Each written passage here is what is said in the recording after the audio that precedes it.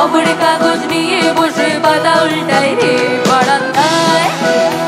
রোদ্দুর আমি আরামকে দাঁড়ায় বসে দুপানা চাই রে গরম চাই চুমুক দি আমি খবর কাগজ নিয়ে বসে পাতা উল্টাই রে